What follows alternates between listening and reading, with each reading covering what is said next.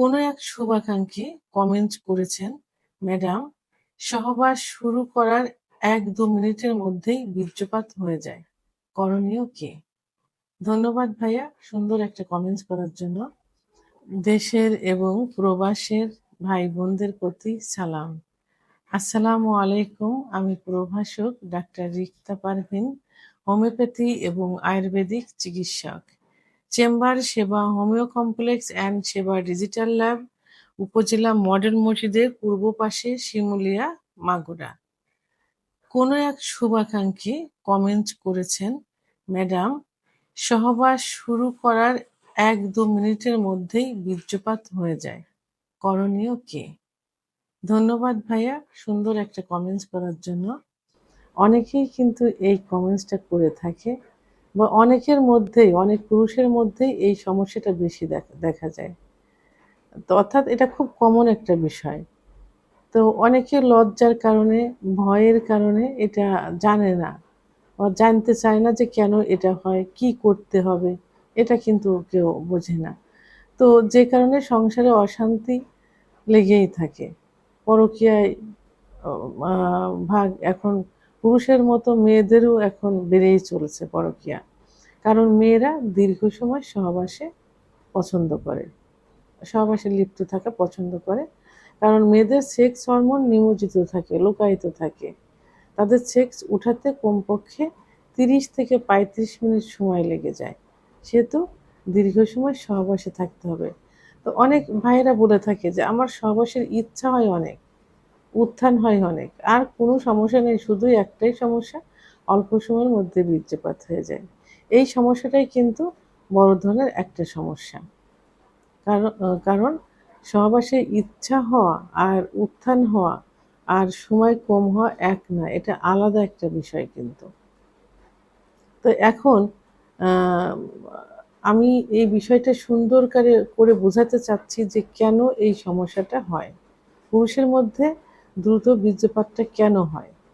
সাধারণত অ পারফরম্যান্স অ্যাংজাইটির কারণে।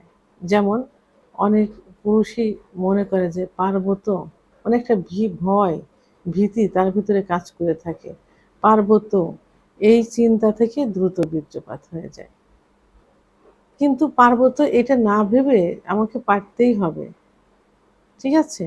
এটা কোনো বিষয় না। কোনো কিছু মনেই করা যাবে না। এটা না মনে করে তাদের মনে একটাই থাকে পারব তো, পার্টনারকে সুখ দিতে পারব তো। এটাই এই যে একটা চিন্তা, এই চিন্তা থেকে দ্রুত বীর্যপাত হয়ে যায়। লিঙ্গ শক্ত না হলে, অনেকের দেখা যায় লিঙ্গ সঠিক মতো শক্ত হচ্ছে না। তখন তাড়াতাড়ি ভাবে যে তাড়াতাড়ি বীর্যপাত হয়ে যাক, তাড়াতাড়ি বীর্যপাত হয়ে যাক। যেহেতু উত্থান হচ্ছে না, কখন যেন নিস্তেজ হয়ে একেবারেই হয়ে যাবে। তো এটা তাদের ধারণা যে তাড়াতাড়ি বীর্যপাত হয়ে যায়। অনেকের প্রোস্টেট গ্ল্যান্ডের সমস্যা থাকে। এই প্রোস্টেট গ্ল্যান্ডের সমস্যাটা থাকলেও দ্রুত বীর্যপাত হয়ে যায়।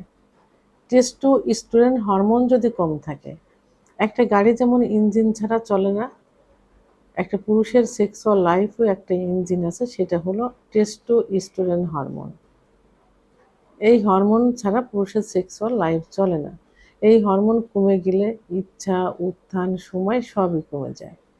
তো সেহেতু টেস্টোস্টেরন হরমোন কমে গেলে এবং থাইরয়েডের সমস্যা হলে দ্রুত বীর্যপাত হয়ে যায়। আবার অনেকে অতিরিক্ত পর্নোগ্রাফি দেখে এবং অতিরিক্ত মাস্টারবেশন করে। এর কারণে কিন্তু দ্রুত বীর্যপাত হয়ে যায়। তাহলে দ্রুত বীর্যপাত কেন হয় আমি সুন্দরভাবে বুঝিয়ে দিয়েছি। এখন দ্রুত বীর্যপাতের লক্ষণ। তো দ্রুত বীর্যপাত হলে কিভাবে বুঝতে পারবেন? এটার প্রধান যে লক্ষণ সেটা হলো ২-১ মিনিটের মধ্যেই বীর্যপাত হয়ে যাবে। নিজের কন্ট্রোল ক্ষমতা থাকে না। অর্থাৎ নিজেকে কন্ট্রোল রাখতে পারে না। যে বীর্য বেরিয়ে যাবে, আমি কিভাবে ধরে রাখবো এই কন্ট্রোলটা থাকে না। এমনিতে বীর্যপাত হয়ে যায়। আর এটাতে পার্টনার বা তার স্ত্রী স্যাটিসফাই হয় না। মানে কারণ মেয়েদের তো একটু সময় লাগে। তো এভাবে দিনের পর দিন যদি তার হাসব্যান্ডের দ্রুত বীর্যপাত হয়ে যায় তাহলে সে স্যাটিসফাই থাকে। যখনই সে স্যাটিসফাই না, তখনই ভাবতে হবে যে তার সমস্যাটা রয়েছে। মানসিক চাপ এবং হতাশ বেড়ে যায়। এটাই হলো দ্রুত বীর্যপাতের লক্ষণ। তো এখন এই দ্রুত বীর্যপাত রোধ করতে হলে কি করতে হবে? আ কিছু সিস্টেম আছে, যেমন সহবাসের সময় a stop start technique, squeeze therapy, এগুলো মেইনটেইন করতে হবে। অর্থাৎ পজিশন চেঞ্জ করতে হবে, আ এবং আ সহবাস থেমে, থেমে করতে হবে। যখন মনে হবে যে বীর্যপাত হওয়ার সম্ভাবনা রয়েছে, তখনই স্টপ করে দিতে হবে। এভাবে থেমে, থেমে আ সহবাস করতে হবে, পজিশন চেঞ্জ করতে হবে। এবং কিছু আ কিছু নিয়ম আছে, সেই নিয়মগুলো ফলো করতে হবে। অ্যাংজাইটি কমায় দিতে হবে। আমি ১ম এই বলেছি যে আ পারবো তো, এই যে চিন্তাভাবনা, এই চিন্তাভাবনাটা কমায় দিতে হবে। নিয়মিত ব্যায়াম করতে হবে বা এক্সারসাইজ করতে হবে। যোগব্যায়াম, কেগেল এক্সারসাইজ, এইগুলো করতে হবে। পর্যাপ্ত পরিমাণে ঘুমোতে হবে, কারণ হরমোন তৈরি হয় গভীর ঘুমে। সেটা রাত ১০টা থেকে ৪টার মধ্যে ৬ থেকে ৮ ঘন্টা ঘুমোতে হবে, তাহলে হরমোনটা তৈরি হবে। পরিমিত পরিমাণ পানি পান করতে হবে। দুশ্চিন্তা, টেনশন ইত্যাদি থেকে দূরে থাকতে হবে। রিল্যাক্সেবল জীবনযাপন করতে হবে। অতিরিক্ত পর্নোগ্রাফি, অর্থাৎ পর্নোগ্রাফি দেখা এবং মাস্টারবেশন থেকে দূরে থাকতে হবে। ধূমপান, মদ্যপান, নেশাজাতীয় থেকে দূরে থাকতে হবে।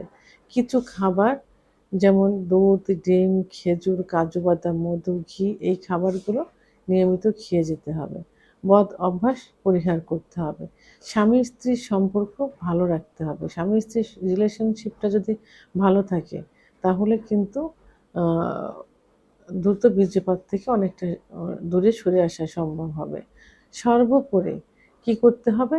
একজন অভিজ্ঞসম্পন্ন রেজিস্টারকৃত হোমিওপ্যাথি আয়ুর্বেদিক ডাক্তারের শরণাপন্ন হতে হবে। কারণ হোমিওপ্যাথি আয়ুর্বেদিকে পার্শ্ব প্রতিক্রিয়ার থেকে স্থায়ী চিকিৎসাটাই সবথেকে বেশি আছে। প্রত্যেকটা চিকিৎসা পদ্ধতিতে পার্শ্ব প্রতিক্রিয়া আছে, তবে হোমিওপ্যাথি আয়ুর্বেদিকে পার্শ্ব প্রতিক্রিয়াও আছে, প্লাস এর স্থায়ী চিকিৎসাও আছে। একজন ডাক্তারের উপর নির্ভর করবে ডাক্তার কী চিকিৎসা দিবেন। অনেক ডাক্তার নিজের নাম কামানোর জন্য সাময়িক উত্তেজকমূলক কিছু ওষুধ দিয়ে থাকে। এটাতে রোগীদের ক্ষতি হয় এবং ডাক্তারের কিন্তু বদনাম হয়। তাহলে এখানে স্থায়ী আ চিকিৎসার ব্যবস্থা আছে, সেটা ডাক্তারের উপর নির্ভর করে। এজন্য একজন অভিজ্ঞসম্পন্ন রেজিস্টারকৃত ডাক্তারের শরণাপন্ন হতে হবে। সর্বোপরি যদি আমার চিকিৎসার প্রয়োজন হয়ে থাকে, কমেন্ট বক্সে লাস্টে ৫৮ নম্বর আমার হোয়াটসঅ্যাপ নাম্বার। আমার সঙ্গে যোগাযোগ করুন। ইনশাআল্লাহ সঠিক একটা চিকিৎসা দেওয়ার চেষ্টা করব।